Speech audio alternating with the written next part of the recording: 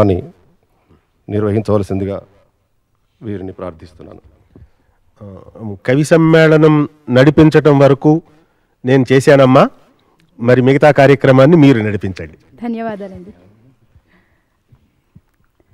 కొందరికి తెలుగు గుణమగు, కొందరికి సంస్కృతంబు గుణమగు, రెండున్ కొందరికి గుణములగు, నేను అందరి మెప్పింతు అని భాగవతంలో శ్రీ పోతన గారు చెప్పినట్లుగా మహాకవులందరూ తమ తమ పద్యాలతో మనల్ని అందరినీ ఎంతగానో అలరించారు. సరళముగాగ భావములు జాను తెనుంగున నింపు పెంపుతో తమ పద్యాలని అందించారు. దశ ప్రాణంబుల సప్రాణంబై నవరస భావభరితంబై ప్రతిపద్యం మాకందించారు. మహాకవులకు పద్య కవితాముఖంగా నీరాజనం సమర్పించారు ఈ కవిశ్రేష్ఠులు. మరి ఈ కవిమండలిని దూరదర్శన్ సంచాలకులు డాక్టర్ పాలకుర్తి మధుసూదన్ రావు గారు చిన్న పారితోషికంతో సత్కరిస్తారు.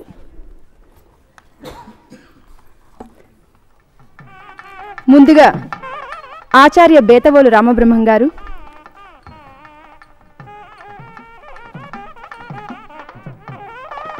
డాక్టర్ అనుమాండ్ల భూమయ్య గారు,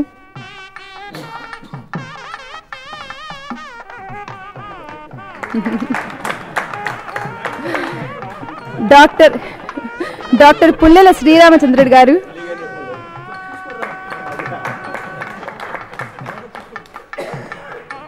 శ్రీ మానాప్రగడ శేషసాయి గారు,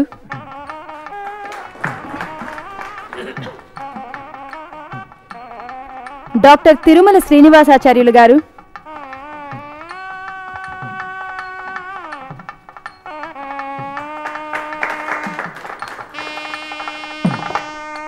శ్రీ గరికపాటి నరసింహారావు గారు,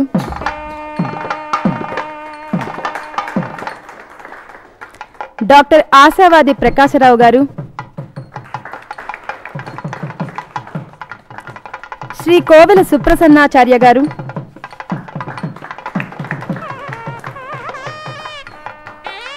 డాక్టర్ ఆర్ఏ పద్మనాభరావు గారు, డాక్టర్ జంధ్యాల మహతీ శంకర్ గారు,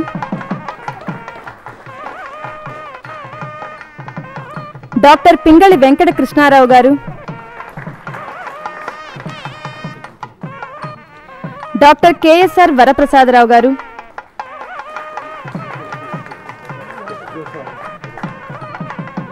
శ్రీ రసరాజు గారు,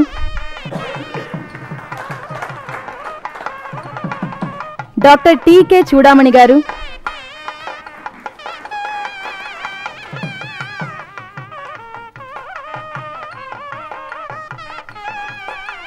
డాక్టర్ ముక్తేవి భారతి గారు,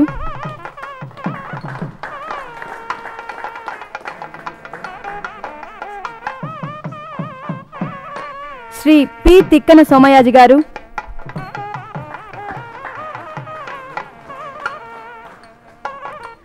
డాక్టర్ తటవర్తి రాజగోపబాలం గారు, డాక్టర్ జె బాపురెడ్డి గారు,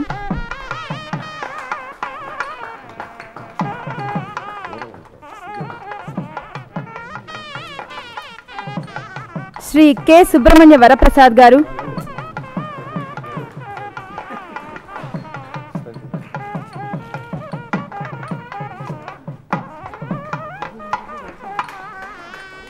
డాక్టర్ కెజె కృష్ణమూర్తి గారు,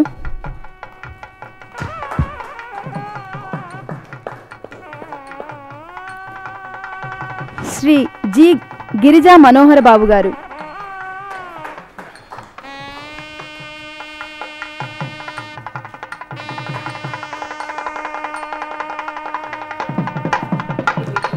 ఆలకించిన ప్రేక్షకులకు, సత్కరించిన దూరదర్శన్ వారికి మా అందరి పక్షాన ధన్యవాదాలు. సెలవు.